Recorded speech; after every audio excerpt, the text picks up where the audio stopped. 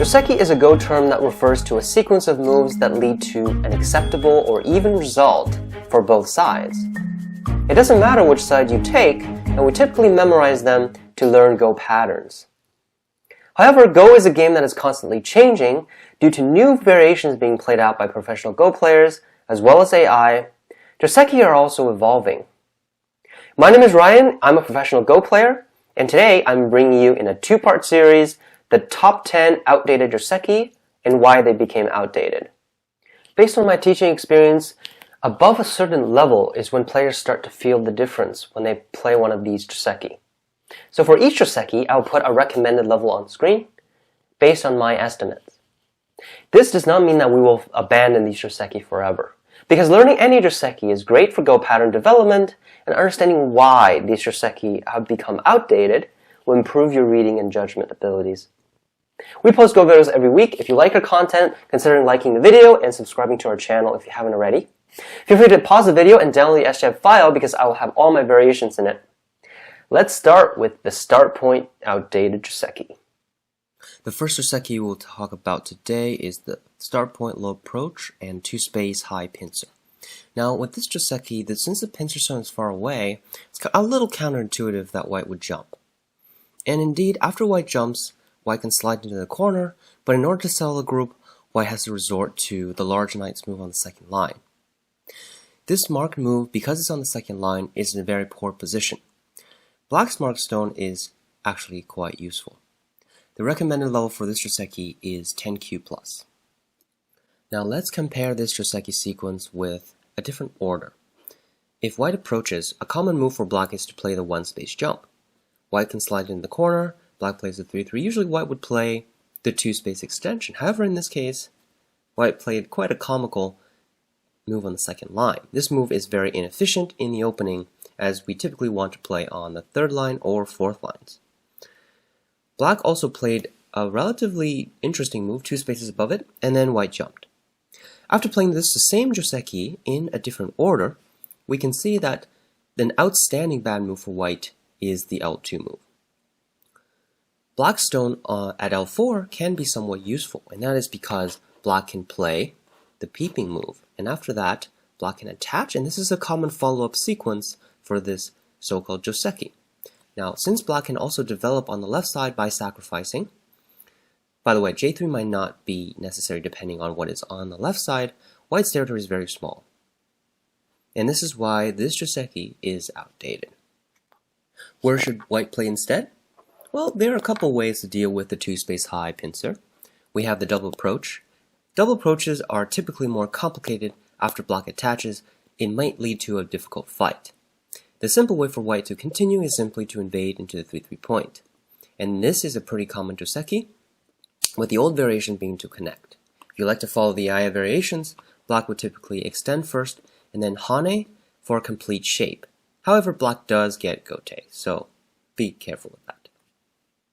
The second Joseki I have for you guys is the low approach and three-space low pincer. This Joseki is kind of like the double approach Joseki, except black has a stone around this area. J3, K3, J4, K4, you get the idea. Now when white double approaches, black can attach and extend. And then white invades the 3-3 point.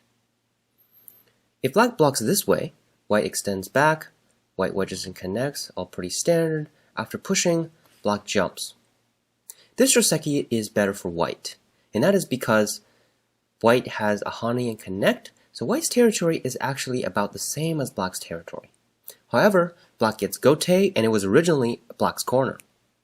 Also, white has reduction moves at around the M6 or N6 area.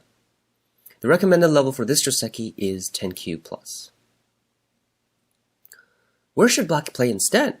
Well, the reason why this is bad for black is because this shape is quite bad. We can kind of think of this as an empty triangle because after black wedges and connects, black has an extra stone at P6.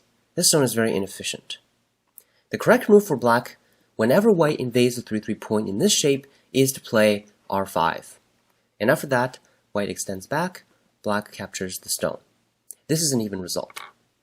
Now notice that black has an extra stone in this area, and this is not necessarily a good stone because usually black would want it at the M3 place. However, we can compare this with the other direction, in which when white double approaches, if we go back all the way to the beginning, white double approaches, black attaches the other direction. And when white invades the 3-3, black is definitely going to play P3 now, because of the stone at K3. So after black plays here, the K3 stone is actually in a worse position because it's too close to the wall. In the previous variation, black stone was equivalently in the R10 area, and later on black can still use this stone to attack white, for example, at R7. So if we go back to the original Joseki, then black can still later attach at N3 to take advantage of the strength. So this direction is actually better for black, and this is considered an even result. The next Joseki I will discuss is a common Joseki shown in Joseki books. And this is with the one space low pincer, white jumps in the middle, and black jumps, and then white plays the shoulder hit. After black pushes, extends again, and then jumps out, white connects. This is better for black. And that is because white's middle group can be attacked after, so it cannot be considered as influence. Black takes sente as well as both sides. The recommended level for this Joseki is 10Q+. However, there's an important note that there's an alternate version of this Joseki, and that it's that white should invade at the 3-3 point. After this invasion, if black were to play the turn, then this is an indirect way for white to reduce the value of the A to E sequence. If black wedges at A, white Ataris at B, black connects, white connects, and black pushes through. This cut still works, however, since white is alive, it's not very important anymore. This is the same if black does not choose the turn, and black chooses the Hane and connect, because after white lives, this cutting variation is way smaller compared to if the corner was all open.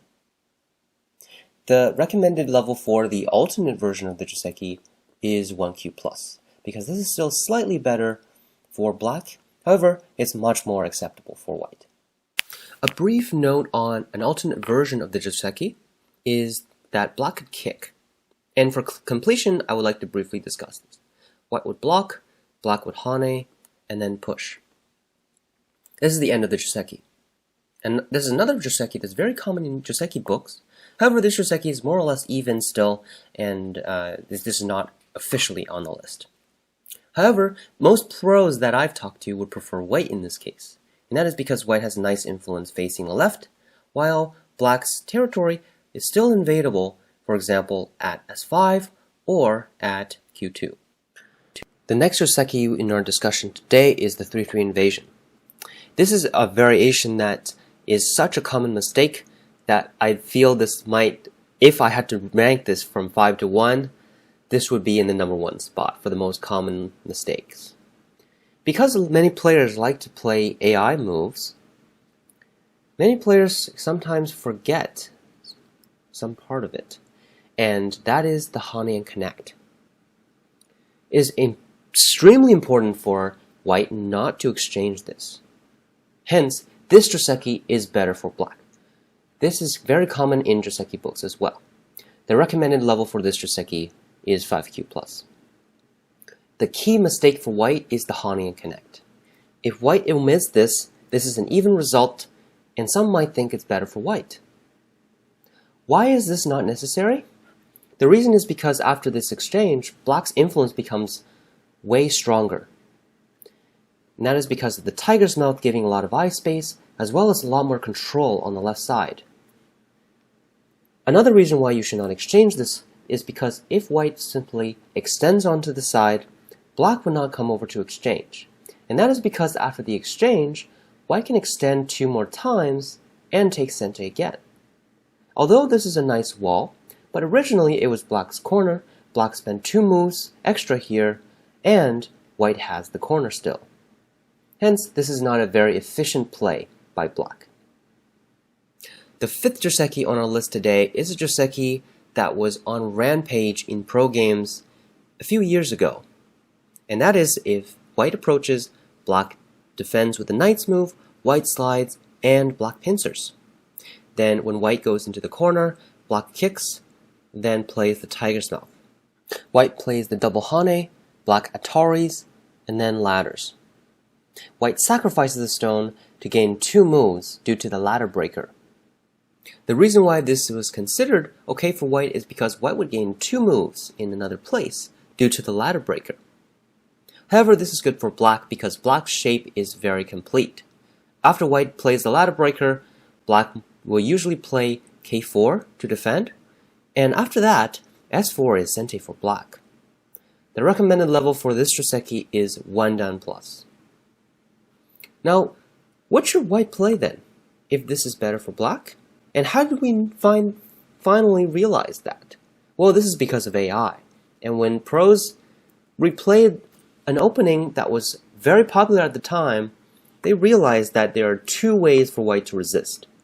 The first way is very simple, is that when black plays the tiger's mouth, white could extend, then hane, and then peep. After black is forced to connect, white can tanuki. This variation is considered better for white compared to the old Joseki, is that white has a sequence from A to G. And after that, white can take the lower side and then settle the corner. Hence, if white invades, the left side cannot be considered black's territory. And it's that much harder for black to make the left side into territory because white has this sequence. Alternatively, white can also descend. This is another resistance. Although locally white has relatively poor shape due to the push and less eye space, after black plays the tiger's mouth, white could hane, then atari, then play the knight's move. This variation is also difficult for black to handle, and that is because black cannot capture the vital stone, so the fight in the center is relatively even, while white is alive inside the corner. If white wants to play more fighting style, white can choose this variation. If it wants to choose a simple variation, white would choose the previous variation. A Joseki variation that I'm burning to discuss is related to the double approach.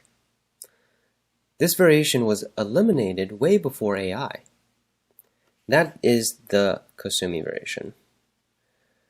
This is very common in Joseki books as well. White invades the 3-3 point, black plays the knight's move, white extends the opposite side of the knight's move, then black blocks. This is bad for black because white takes a big corner in sente, even though white did spend an extra move, but black got gote. So when black starts with a corner, both players have the same amount of moves, but white just simply has a better shape. Later on, when white plays A, black would still have to protect a cut, and black might protect at B. This is better for white, and the recommended level is 10Q+. So what black should play instead? Well, black should just simply attach on one side, and then extend. A common variation these days is the attach and connect, black connects, and white plays the 2-space extension. So this would be an even result.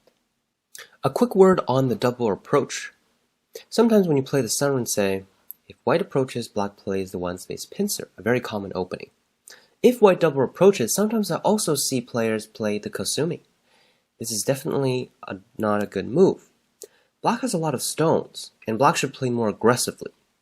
An aggressive move in this case is the 3-3. This is a very powerful move, and starting the fight here is ideal for black due to the fact that black has so many stones. If white tries to enclose, black would be able to quickly push and cut, separate white, and use the advantage of having extra stones surrounding it. This fight is good for black. In this video, we covered 5 of the top outdated Joseki starting with the start point. In part 2, I will continue to cover 5 more outdated Joseki starting with the 3-4 point. I hope you guys enjoyed the video, and if you did, I always appreciate it if you can leave a like or comment. Also, feel free to ask me any questions that you didn't understand about the video. My name is Ryan, and I will catch you in the next one.